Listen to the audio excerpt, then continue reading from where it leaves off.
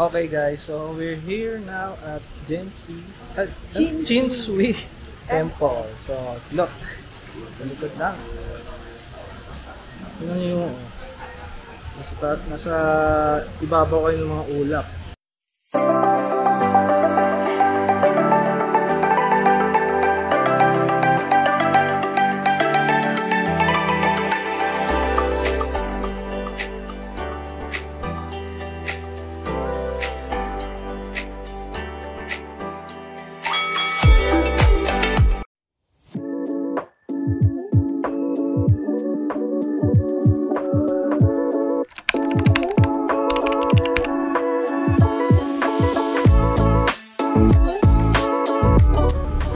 Welcome back to our YouTube channel. Welcome back sa aming new vlog. Dito pa rin sa Kuala Lumpur, Malaysia.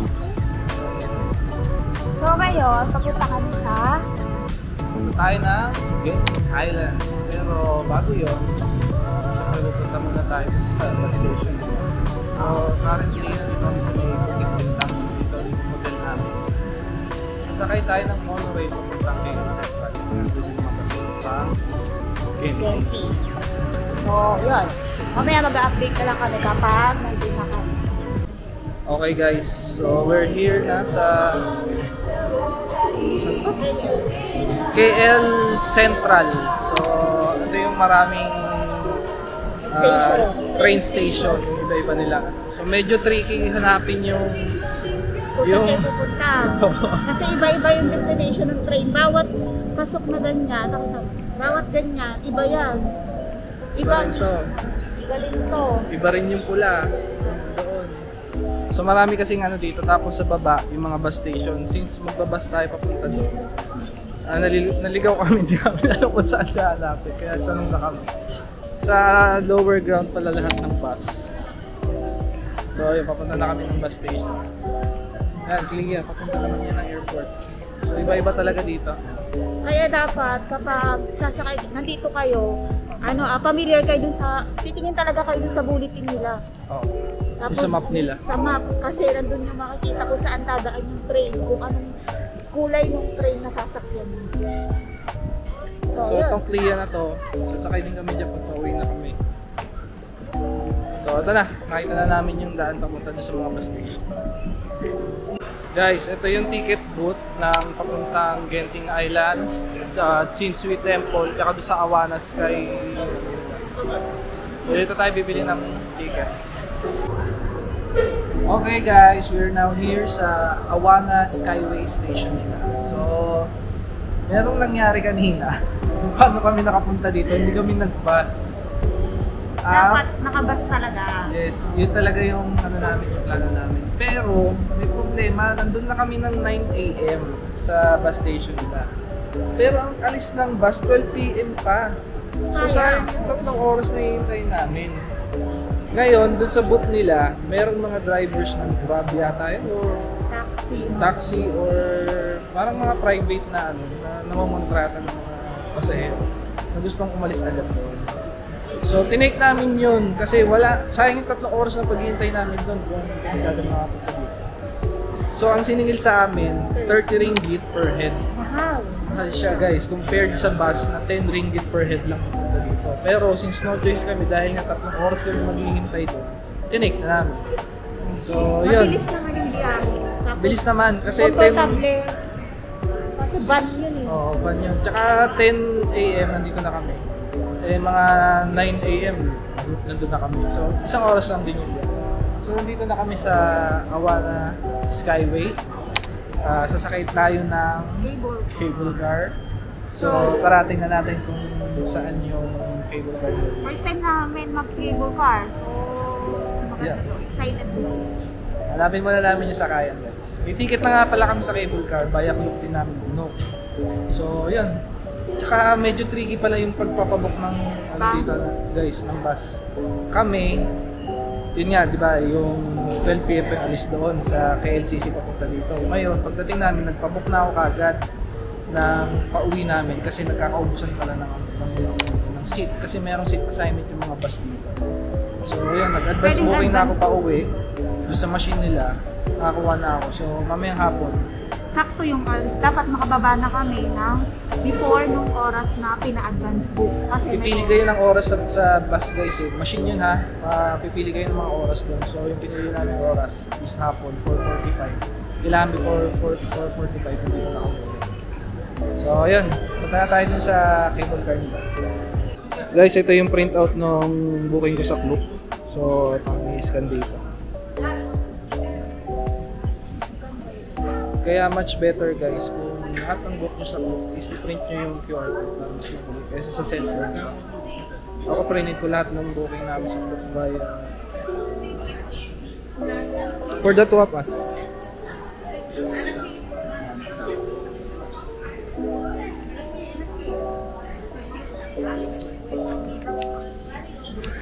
This is the Genting.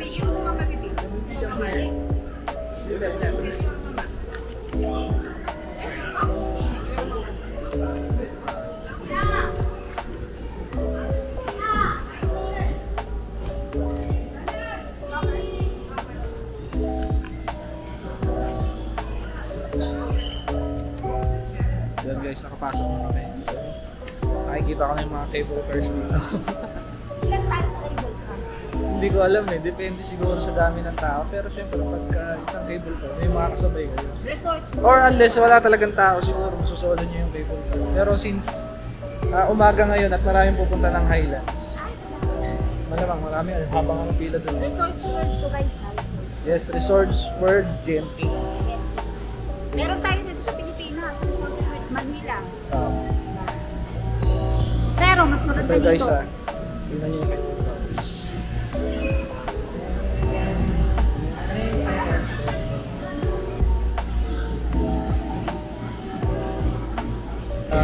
Mukhang sharing talaga yung mga cable car dito guys. Kasi may 10 packs dito sa head. Parang 10 packs each. So yun, waiting kami ng mga kasabay. Mga cable car. Let's go.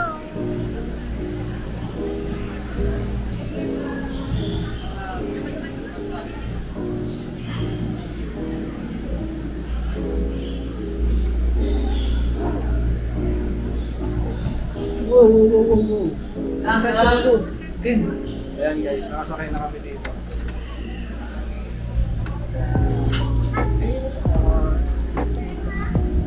Look. Bakit walang sumasakay na iba? Mas alam na dito. Wala tayong kasama.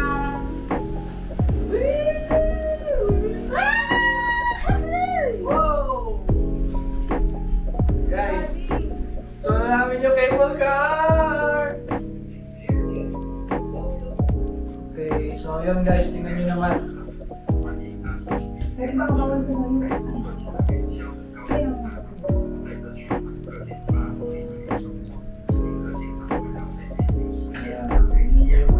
Cable cars dito. Doon tayo sa pinakataas pupunta. Pero bago tayo pumunta ng Genting Highlands, dadaan na tayo ng Chinsui Temple. Okay guys, so after mga 5 to 10 minutes, nandito na kami sa Chinsui Temple. So ito yung first stop natin dito sa Genting Highlands. So mas mauna kasi siya kaysa doon sa mga amusement park. So dadaanan na natin. Pag nakasakay kayo sa cable car, mag-i-stop yun. May choices kayo kung gusto nyo mag-stop dito. Kasi paladaan siya ng cable car. Libre lang. Libre lang. Bababa lang kayo sa cable car. Free stop. Punta kayo dito sa Chinsui Temple.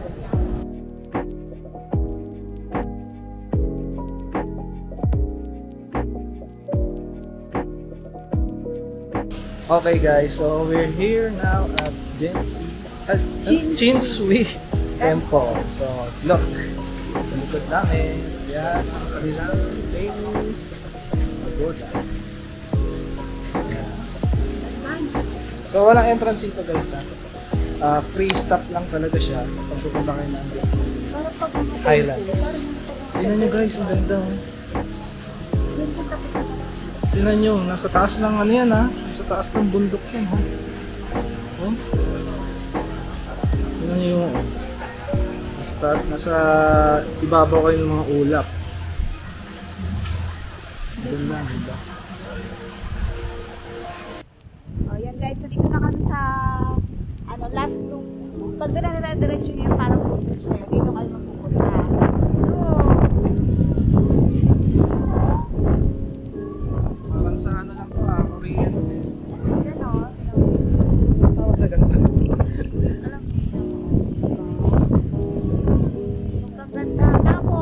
Guys, ayun yung pagoda oh. Tapos guys, grabe sobrang lamig dito. Uy, what's that?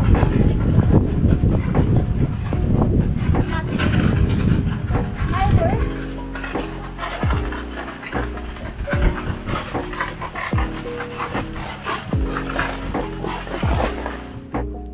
Fireworks. Sa baba. So guys, ayun oh, tignan nyo. Diba? Ito pala yung harap. Ito pala yung harap ng temple. Ito. Temple siya. May temple ulit. At guys, dito sobrang lakas na lamig. Lamig. Kaya ako hinahawakan to kasi nga Baguio feels dito. tinatangay siya ng hangin. Ano nga yung mga So, medyo tayo dito konti. Hinaan lang natin yung boses natin kasi temple to. So, may mga religious worship. Religious nila to. So, yun. Dito tayo konti. Tingnan nyo. Diba?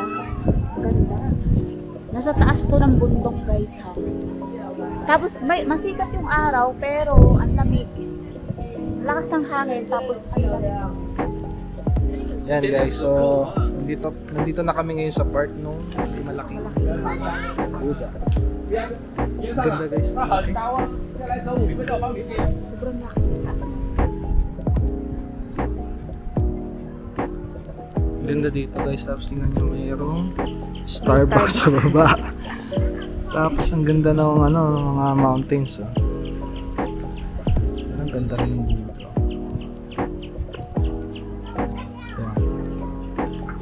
Journey to Enlightenment. Tapos guys, meron ditong train. So papanik siya to entrance.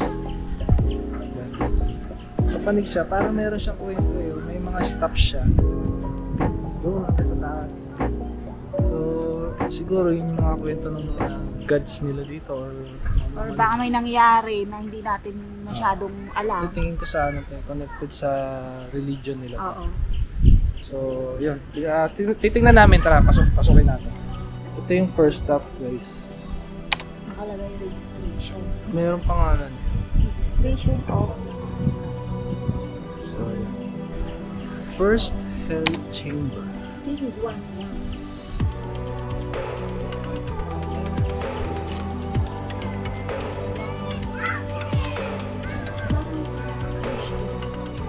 Hindi.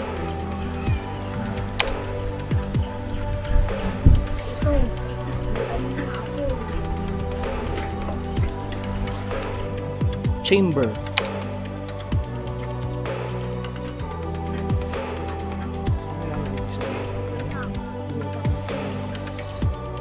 Parang mga nililitis.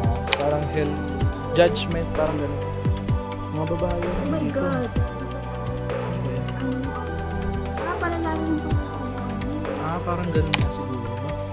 Palala, depende sa kasalanan. pinapayakap dito sa baba. Mga parusa nila yan. Sixth chamber. Sixth hell. Sixth Hell Chamber. So laging meron siyang judge. Oo. Tapos ito yung kaukulang parusa siguro. Gano'n. Grabe naman bro. 7. Tapos ito yung parusa. Tapos ito yung 8. Yeah, is that it? Guys, 9th Hell Chamber. So ganun ulit. Meron siyang judge. Tapos judge siya. Tapos yung parusa. Ito po yun.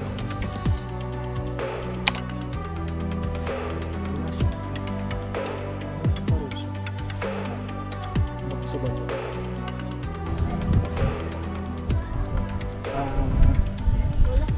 Wala. Ito na yata yung end guys. So yun. Disclaimer guys, hindi namin alam talaga yung about sa religion nila. We're very sorry. Pero tatry namin i-search sa Google mamaya at para maintindihan din namin yung pinuntahan ano namin. ba siya? Tapos kung alam niyo na lang, kung may idea kayo kung ano ba yung story nito, mag-comment na lang din kayo sa dito sa video namin. So dito kami sa taas na yun guys. Tapos na yung pinaka-trail. Dito na kami, balik na kami doon sa temple at saka doon sa pagoda. Pero dito sa taas, merong malaking statue. Yan. Siguro God's Chin Sweet Tomb, di ba? Chin Sweet Tomb. Libingan. So something like that. So ito yung nasa taas na.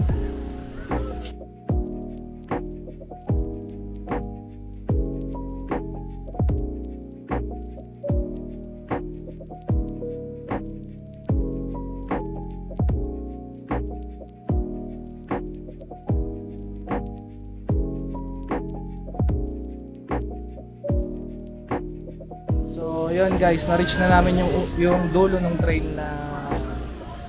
So with that, dito na muna namin tatapusin yung vlog. Mahaba na naman to. Bubukod natin yung Genting Amusement Park. So papunta kami doon ngayon. So abangan yung susunod na vlog namin. So guys, again, itong pinuntahan namin dito, wala kaming idea kung ano yung nasa likod ng mga statue na yun o yung ano man yung tawag doon.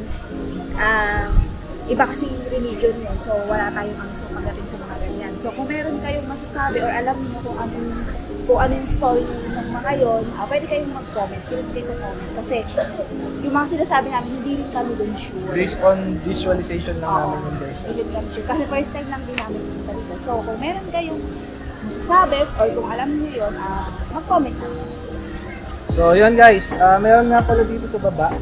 Dito sa baba, may mga tindahan, mga kainan, bilihan ng souvenirs. So hindi na kami bababa kasi hindi naman kami bibili at dito kami pupunta.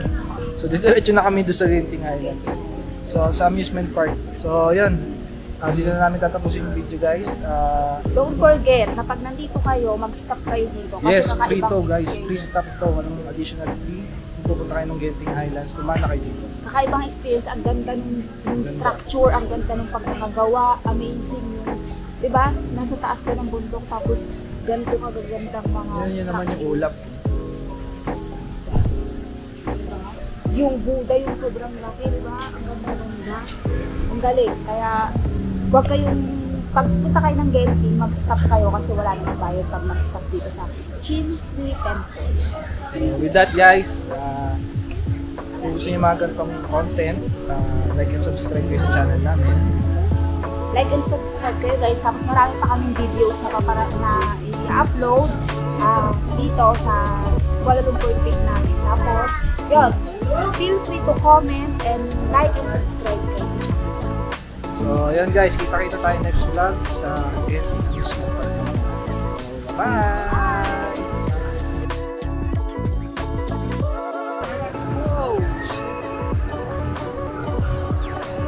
Kita niyo ba yun guys?